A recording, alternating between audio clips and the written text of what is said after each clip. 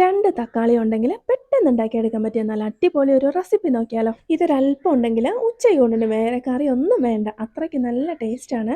അപ്പോൾ ഇതെങ്ങനെയാണ് ഉണ്ടാക്കണേന്ന് നോക്കാം. നമുക്ക് നേരെ വീഡിയോയിലേക്ക് പോകാം. അപ്പോൾ ഇതിനായിട്ട് മെയിനായിട്ട് നമുക്ക് വേണ്ടത് ഇതേപോലെ 2 ചെറിയ തക്കാളിയാണ്. അപ്പോൾ ആദ്യം തന്നെ ഞാൻ എൻ്റെ ഇടിയെല്ലാം എടുത്ത് വെച്ചിട്ടുണ്ട്. ഇതിലേക്ക് നമുക്ക് കുറച്ച് ചെറിയുള്ളി ഇട്ട് കൊടുക്കാം.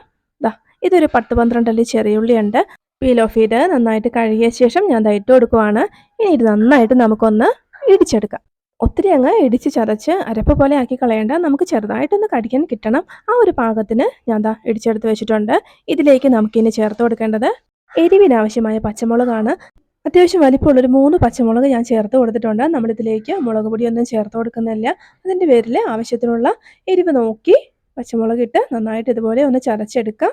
ശേഷം ഇതിലേക്ക് ആവശ്യത്തിനുള്ള ഉപ്പിട്ട് കൊടുക്കാം. ഞാനൊരു 3/4 ടീസ്പൂണോളം ഇപ്പോൾ ചേർത്ത് കൊടുക്കുന്നുണ്ട്. ശേഷം ഇതിലേക്ക് നമ്മൾ എടുത്തു വെച്ചിട്ടുള്ള 2 തക്കാളിയും ആ ഒരു മേൽഭാഗം ഇതുപോലെ ഒന്ന് കട്ട് ചെയ്ത് കളഞ്ഞ് 3-4 കഷ്ണങ്ങളാക്കി കട്ട് ചെയ്ത് ഇതുപോലെ അങ്ങ് കുറച്ചായിട്ട് ഇട്ട് കൊടുത്ത് നന്നായിട്ടൊന്ന് ചതച്ചെടുക്കാം. ഒരു തക്കാളി ഞാൻ ഇതേപോലെ ഒന്ന് ചതച്ചെടുത്ത് വെച്ചു. ഇനി അടുത്തത് ചേർക്കുന്നതിന് മുമ്പ് ഇതിലേക്ക് നമ്മൾ ചേർത്ത് കൊടുക്കേണ്ടത് ഇതേപോലെ ഒരു ചെറിയ നെല്ലിക്ക വലിപ്പത്തിലുള്ള ഒരു കഷ്ണം വാളംപുളി. അത് നന്നായിട്ടൊന്ന് ചതച്ച് കൊടുക്കുക.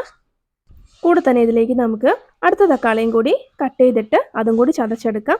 അതുപോലെ ഇടികല്ലില്ല എന്ന് വെച്ചിട്ട് ആരും ഇത് ഉണ്ടാക്കാതിരിക്കേണ്ട. നമുക്ക് മിക്സിയുടെ ജാറിലിട്ടാണെങ്കിലും ഈസി ആയിട്ട് ഉണ്ടാക്കിയെടുക്കാം. പക്ഷേ ഈ ഒരു ടേസ്റ്റ് അത്ര തന്നെ കിട്ടില്ല എന്നേ ഉള്ളൂ. എല്ലാം കൂടി നന്നായിട്ട് ജസ്റ്റ് ഒന്ന് ക്രഷ് ചെയ്തെടുക്കുക. ആ ഒരു പരുവത്തിൽ നമ്മൾ ഇതുപോലെ അങ്ങ് ഉണ്ടാക്കിയെടുത്താൽ മതി.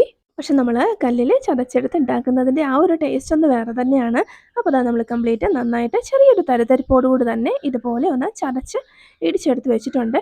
ഇനി നമുക്കിത് മറ്റൊരു പ്ലേറ്റിലേക്ക് ഒന്ന് മാറ്റി കൊടുക്കാം. അതുപോലെ ഉപ്പ് വേണമെന്നുണ്ടെങ്കിൽ ഇട്ട് കൊടുക്കാം. എരിവൊക്കെ നല്ല കറക്റ്റാണ്. ഇനി ഇതിലേക്ക് നമുക്ക് ഒരല്പം പച്ചവെളിച്ചെണ്ണ കൂടി ഇതേപോലെ അങ്ങ് ഒഴിച്ചു കൊടുത്താൽ കഴിക്കാനായിട്ട് നല്ല ടേസ്റ്റ് ആയിരിക്കും. നല്ല ചൂട് ചോറിന് പറ്റിയ ഒരു അസല് കൂട്ടാനാണ്. ഇത് മാത്രം കൂട്ടി കഴിച്ചാൽ ഇതിൻ്റെ കറക്റ്റ് ടേസ്റ്റ് നമുക്ക് അറിഞ്ഞ് കഴിക്കാൻ പറ്റുള്ളൂ. അപ്പോൾ എല്ലാവരും ഒന്ന് ട്രൈ ചെയ്ത് നോക്കുക. വീഡിയോ ഇഷ്ടപ്പെട്ടാൽ ലൈക്ക് ചെയ്യാനും നമ്മുടെ ചാനൽ ഒന്ന് സബ്സ്ക്രൈബ് ചെയ്ത് സപ്പോർട്ട് ചെയ്യാനും മറക്കല്ലേ. സബ്സ്ക്രൈബ് ബട്ടൻ്റെ അടുത്ത് കാണുന്ന ഒരു കുഞ്ഞു ബെല്ലൈക്കൻ കൂടി മറക്കാതെ പ്രസ് ചെയ്ത് ഓൾ എന്ന ഓപ്ഷൻ കൂടി ഒന്ന് ഓൺ ചെയ്തിടണേ. എന്നാലേ ഞാൻ വീഡിയോസ് ഇടുമ്പോൾ കറക്റ്റായിട്ട് നിങ്ങളുടെ ഫോണിൽ നോട്ടിഫിക്കേഷൻ ആയിട്ട് വരുള്ളൂ. അപ്പോൾ നമുക്ക് മറ്റൊരു നല്ല അടിപൊളി റെസിപ്പിയുമായി വീണ്ടും കാണാം.